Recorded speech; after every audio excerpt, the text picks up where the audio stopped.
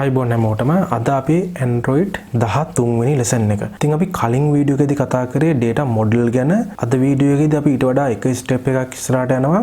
අද වීඩියෝ එකේදී අපි කතා කරන්න යන්නේ ගොඩක් ඇප්ලිකේෂන් වල දකින්න තියෙන වගේ මෙන්න මේ වගේ ලිස්ට් එකක් ඩිස්ප්ලේ කරන විදිය.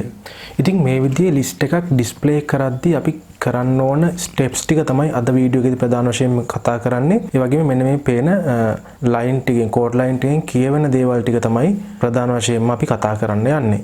ටෙක්නිකල් ටර්ම්ස් වලින් ගත්තම අපිට රීසයිකල් view එකක් එහෙම නැත්නම් මේ ලිස්ට් එකක් ඩිස්ප්ලේ කරද්දී මෙන්න මේ දේවල් ගැන අපේ අවධානය යොමු කරන්න ඕන. නැත්නම් මේ ඒරියාස් ගැන දැනුම අපිට ඕන.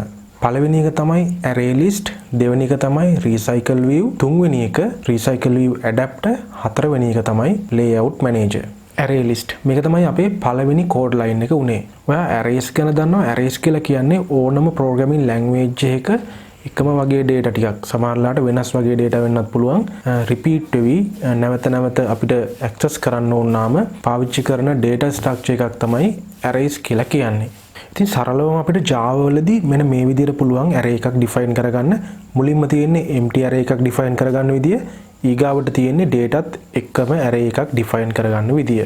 එතකොට අපි කතා කරන්න යන්නේ array list ගැනනේ. array list එකක් කියලා කියන්නේ මොකද්ද? arrays list එකක්ද? නෑ, array list එකක් කියලා කියන්නේ arrays වගේම මොකක් හරි data collection එකක්, data list එකක් store කරලා තියාගන්න නැත්නම් store කරපු data ටිකක් ආපහු access කරන්න පාවිච්චි කරන එක්තරා data structures විශේෂයකට. එතකොට arrays වලට වඩා අපිට මේ Android programming වලදී ඇයි array list කියන දේ වැදගත් වෙන්නේ? array list වැඩිපුර පාවිච්චි කරන්න හේතුව අපිට පැහැදිලි කරගන්න පුළුවන් array list සහ arrays අතර තියෙන වෙනස්කම් ගැන අපි දැනගෙන හිටියොත්. array එකකට fix size එකක් තියෙනවා. define කරගද්දී දෙන size එක තමයි array එකේ size එක වෙන්නේ. හැබැයි array list එකකට එහෙම නැහැ. fix size එකක් නැහැ. array list එකක size එක dynamically වෙනස් වෙනවා. ඒ කියන්නේ data එකක් add කරොත් array එකේ size එක එකකින් වැඩි වෙනවා. data එකක් remove කරොත් එකකින් අඩු වෙනවා. තවත් උදාහරණයක් කියනවා නම් size එක 5ක් විදිහට define කරපු array එකකට 6 වෙනි data එක add කරන්න විදියක් නැහැ. නමුත් array list වලදී එහෙම නෙමෙයි. අපිට මුලදී array size එක define කරන්න අවශ්‍යත් නැහැ. නමුත් initial value එකක් 5 කියලා දුන්නත් 6 වෙනි data එක add කරන්න පුළුවන්, 7 වෙනි එක add කරන්න පුළුවන්. ඕනනම් data remove කරන්න පුළුවන් 5ට අඩු වෙන විදියට data remove කරන් යන්නත් පුළුවන්. array එකේ size එක dynamically වෙනස් වෙනවා. අපිට array එකේ size එක ගැන වරු වෙන්න අවශ්‍යතාවයක් නැහැ. ඒ වගේම array එකකට data add කරන්නේ සහ access කරන්නේ මෙන්න මේ විදිහට මේ කොටු අරහන පාවිච්චි කරලා. නමුත් array list වලදී එහෙම නෙමෙයි. array list වලට සුවිශේෂී වෙච්ච methods ගොඩක් තියෙනවා. එහෙම නැත්නම් built-in methods ගොඩක් Java වල තියෙනවා. අපිට ඒව පාවිච්චි කරලා ලේසියෙන් මේ array operation හරිම ලේසියෙන් කරන්න පුළුවන්. ඊළඟට දෙවෙනි කෝඩ් ලයින් එක. ඒකෙදි තියෙන්නේ මේ recycle view එක define කරගත්ත එක.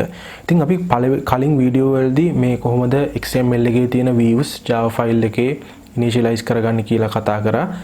ඔයයි වීඩියෝස් බලුවේ නැත්නම් ඔයාට පුළුවන් මෙතන උඩ link එක click කරලා ඒ වීඩියෝස් බලන්න. මේ recycle view එක කියලා කියන්නේ text view, image view, button වගේම තවත් එක් view එකක් විතරයි. මේකේ තියෙන විශේෂත්වය තමයි මේක අපි පාවිච්චි කරන්නේ අපි කලින් පෙන්නුවා වගේ list එකක් display කරද්දී. ඒ වගේම recycle view කියලා කියන්නේ Android වල ටිකක් මෑතකදී කියන්නේ මීට අවුරුදු කිහිපයකට කලින් ආව එකක්. ඊට කලින් තිබුණ list view එකයි recycle view එකයි අතර තියෙන බේසික්ම වෙනස තමයි දැන් list view එක වගේ නෙමෙයි recycle view එක views recycle වෙනවා. ඒ කියන්නේ view පාවිච්චි කරපුවා නැවත නැවත පාවිච්චි වෙනවා. අපි ඒව ගැන ඉස්සරහට කතා කරනවා. එතකොට recycle view එකක් පාවිච්චි කරද්දී memory ඉතිරි වීමක් සිද්ධ වෙනවා. ඒක තමයි මේ recycle view එකේ තියෙන සුවිශේෂීත්වය list view එකකට සාපේක්ෂව. ඒක නිසා තමයි අපි list view ගැන කතා නොකර මුලින්ම recycle view එකකටම recycle view එකක් ගැනම කතා කරන්න යමු උනේ. recycle view එකක් XML එකේ define කරන්නේ මේ විදියට. ඊළඟ කෝඩ් ලයින් එකෙන් කරලා තියෙන්නේ recycle view adapter එක initialize කරපු එක. මේක තමයි මේ list එක display කරද්දී අපිට වැදගත්ම වෙන කොටස. මේකත් සාමාන්‍ය Java class එකක්ම තමයි.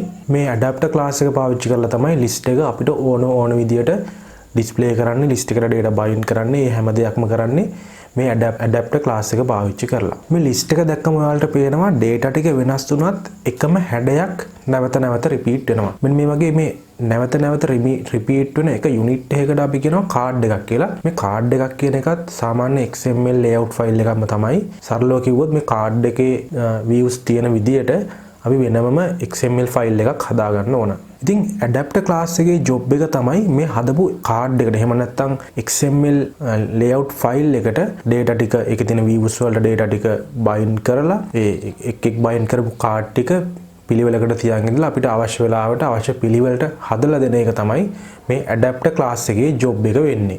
අපි මේක ස්ටෝර් එකක් විදියට කිව්වොත් ඇඩැප්ටර් ක්ලාස් එකට අපි ඉන්පුට් එකක් විදියට ස්ටුඩන්ට් ලිස්ට් එක දෙනවා.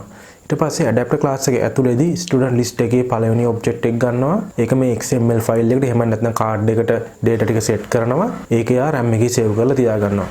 දෙවෙනි කාඩ් එකටත් මේ වගේ data ටික සෙට් කරගන්නවා. ඒකත් තියා ගන්නවා. ඒ වගේ කාඩ් ඔක්කොටම data ටික සෙට් කරලා එයා අපිට අවශ්‍ය වෙලාවෙදි දෙන්න RAM එකේ සේව් කරලා තියා ගන්නවා.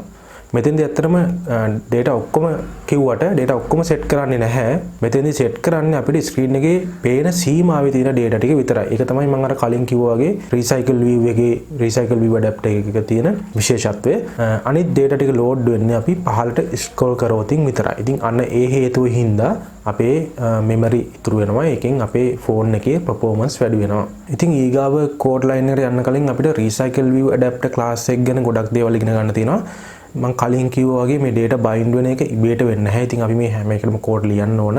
අපි මුලින්ම බලමු මේ adapter class එක හදාගන්නේ කොහොමද කියලා. සාමාන්‍ය Java class එකක් හදාගන්න විදියටම ඔයාට recycle view adapter class එකක් හදාගන්න පුළුවන්. කැමති නමක් දෙන්න පුළුවන්. ඊට පස්සේ මේක recycle view.adapter කියන super class එකෙන් අපි extend කරගන්න ඕන. එතකොට මෙතන මේ less than greater than bracket ඇතුළට pass කරලා තියෙන්නේ අපේ view hold එකේ type එක. view hold class එක ගැන අපි ඉස්සරහට කතා කරනවා. ඉතින් මේ වගේ class එකකට මේ වගේ මේ less than greater than මේ bracket දෙක අතරට මෙහෙම type එකක් pass කරන class එකට අපි generic class එකක් කියලා කියනවා. ඉතින් ඒක මේකෙදි එච්චර වැදගත් වෙන්නේ නැහැ. හරි දැන් අපි class එක හදාගෙන ඉවරයි. දැන් අපි මේකට student list එක දෙන්න ඕනේ. ඒක නිසා අපි student list එකක් උඩින් define කරගන්න ඕනේ. ඒ වගේම ඒකට අදාළ constructor එකත් හදාගන්න ඕන. ඊට පස්සේ මේ adapter class එකේ අපිට කතා කරන්න තියෙන වැදගත්ම දේ තමයි මේකේ තියෙන override methods කිහිපයක්. අපිට නිතරම ඕන වෙන නිතරම කියන්නේ අනිවාර්යයෙන්ම අවශ්‍ය වෙන override methods තුනක් තියෙනවා. ඒතකොට ඒකෙන් පළවෙනි එක තමයි මේ on create view holder කියලා කියන්නේ. අපි පාවිච්චි කරන view holder එක. එහෙම නැත්නම් අපේ card එක. අපි කලින් කතා කරපු අර XML layout එක adapter class එකට set කරන්නේ මෙන්න මේ override method එක ඇතුළේදී. method එකේ නමෙන් කියවන විදිහටම view holder එක create කරන්නේ සරලවම කිව්වොත් මෙන්න මේ method එක ඇතුළේදී. ඊළඟ override method එක ගැන කතා කරන කලින් අපි view holder class එක ගැන කතා කරනවා. මේ view holder class එක ඇතුළේදී තමයි අපි card එකේ එහෙම නැත්නම් අපේ XML file එකේ තියෙන views ටික define කරගන්නේ. මෙතනදී අපිට නිකන්ම view එකක් initialize කරගන්න බෑ. අපි main activity එකේ කරනවා වගේ find view by id ඒ විදිහට කරන්න බෑ. මෙතන ඔයාලට පේනවා මෙතන item view කියලා එකක් තියෙනවා. ඒතකොට මෙතනදී අපි view එක මෙතන define කරගන්නේ item view.find view by id කියලා අපේ view එකේ id එක දෙනවා. ඒ වගේම තවත් දෙයක් කියන්න ඕන. අපි කලින් අර generic class එකේ අර bracket ඇතුළට pass කරන්නේ මෙන්න මේ view holder class එක තමයි. ඊළඟට වැදගත්ම වෙන method එක තමයි on bind view holder කියලා කියන්නේ. ඒකෙත් method එකේ කියවන විදියටම අපේ view holder එකට data bind කරන්නේ මෙන්න මේ on bind view holder කියන override method එක ඇතුළේදී. මේකෙදි parameters විදියට අපිට හම්බ වෙනවා අපේ view holder එක සහ position එක. එතකොට අපි සාමාන්‍ය විදියට නම් text view එකට value එකක් set කරනවා නම් text view එකේ නම .setText කියලා bracket දෙක ඇතුළට අපේ value එක pass කරනවා. ඒතකොට මෙතනදිත් අපිට කෙලින්ම අපේ කාඩ් එකේ තියෙන නමෙන් access කරන්න බෑ. අපි මොකද view holders කීපයක් හැදෙනවා. ඒකින්ද අපි මෙතනදී කරන්නේ මේ view holder.txt name.setText විදියට අපේ value එක pass කරන එක. එතකොට list එකෙන් අපේ value එක ගන්න අපිට මේ position එක පාවිච්චි කරන්න පුළුවන්. ඒ කියන්නේ අපේ list එකෙන් මේ අපේ list එකට මේ position එක pass කරලා data ටික අපිට fetch කරගන්න පුළුවන්. උදාහරණයක් කියනවා නම් නම ගන්නවා නම් student list.getPosition.name විදියට අපිට අදාළ position එකේ තියෙන නම ගන්න පුළුවන්. ඉතින් මේ method එක අපේ list එකේ size එක 10ක් තියෙනවා නම් 10 වතාවක් කරන්න වෙලා අපිට card 10ක් හදලා දෙනවා. අර list එකෙන් data ටික ඔක්කොම අරගෙන. ඊට පස්සේ අපිට වැදගත් වෙන අනිත් method එක තමයි මේ get item count කියන method එක. මේකෙදී අපි මේ override method එක default හැදෙද්දි return 0 කියලා එන්නේ. මේකට අපි අපේ item list.size කියලා අපේ item list එකේ size එක return කරගන්න ඕන. මේ method එකෙන් තමයි අපේ item list එකේ size එක අඳුරගෙන on bind view holder කියන method එක ඒ අදාළ size එක වතාවක් run කරවන්නේ. දැන් අපේ adapter class එකේ වැඩ ඉවරයි. ඊගාව කෝඩ් ලයින් එකට අපි ගියොත් ඒකේ තියෙන්නේ recycle view එකට අපේ ඇඩැප්ටර් එක සෙට් කරපු ලයින් එක. එහෙම නැත්නම් තවත් සරලව කියනවා නම් අපි හදාගත්ත කාඩ් ටික සේරම මෙයා RAM එකේ සේව් කරන් ඉඳලා මෙන්න මේ ලයින් එකේදී තමයි recycle view එකට මේ කාඩ් ටික සම්බන්ධ කරන්නේ. හැබැයි මේ ටික විතරක් අපි කරාට ලිස්ට් එක ඩිස්ප්ලේ වෙන්නේ නැහැ. මොකද මෙයා දන්නේ නැහැ මේ කාඩ් ටික කොහොමද මේ recycle view එකේ පෙන්වන්න ඕන කියලා. මෙන්න මේ වගේ විදි ගොඩක් තියෙනවා කාඩ් ඩිස්ප්ලේ කරන්න. ඉතින් අපි තාම ඩිස්ප්ලේ කරන්න ඕන විදිය මෙයාට දීපු නැති නිසා මෙයා දන්නේ නැහැ මේක කොහොමද පෙන්වන්න ඕන කියලා. අන්න ඒකට තමයි අපි ඊගාව කෝඩ් ලයින් එක පාවිච්චි කරන්නේ. ඒකදී අපි යාට කියනවා අපි මෙන්න මේ අපේ කාඩ්ස් ටික මෙන්න මේ විදියට තමයි ඩිස්ප්ලේ කරන්න ඕන කියලා. නැත්නම් මෙන්න මේ විදියට තමයි recycle view එකට attach කරන්න ඕන කියලා. එතකොට අපි මෙතනදී පාවිච්චි කරන්නේ vertical linear layout manager එකක්. linear layout manager ගත්තාන් පස්සේ ඒවා vertical තියෙනවා, horizontal වෙන්න පුළුවන්, තව grid layout manager කියලා තියෙනවා. තවත් මේ වගේ layout managers වර්ග ගොඩක් තියෙනවා. ඉතින් මේ හැම දෙයක් ගැනම අපි ඉස්සරහා වීඩියෝ වලදී කතා කරමු. වීඩියෝ කරන් යද්දී අපිට ඉස්සරහදී හම්බ වෙයි. අපි මෙතනදී කතා කරන්නේ vertical linear layout manager එක ගැන.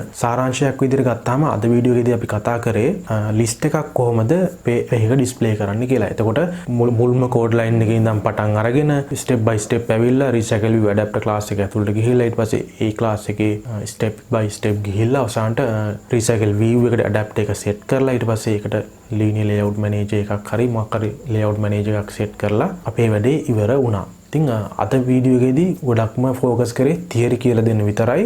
මොකද මුලින්ම මේ වැඩේ කරන්න කලින් අපි හොඳට තියරි knowledge එක තියෙන්න ඕන. තියරි knowledge එක නැතුවත් මේක කරන්න පුළුවන්. නමුත් එතකොට මේකේ වෙන්නේ මොකද්ද කියන දේ අපේ ඔළුවේ ඇතුලේ තියෙන්නේ නැහැ. ඉතින් ඊළඟ වීඩියෝ එකේදී මම මේක කෝඩ් කරලා පෙන්නනවා කොහොමද හරියටම කරන්න කියලා. ඉතින් මේ වගේ වීඩියෝස් දිගටම බලන්න අවශ්‍ය නම් ඔයාලට පුළුවන් අපේ YouTube channel එක subscribe කරන්න. ඒ වගේම අපේ Facebook page එකට like කරන්න. ඒ වගේ link පල්ලෙහා description එකේ දාලා තියෙනවා. එහෙමනම් මේකේ practical part එකත් එක්ක ඊළඟ වීඩියෝ එකේදී ළඟදිම හම්බෙමු.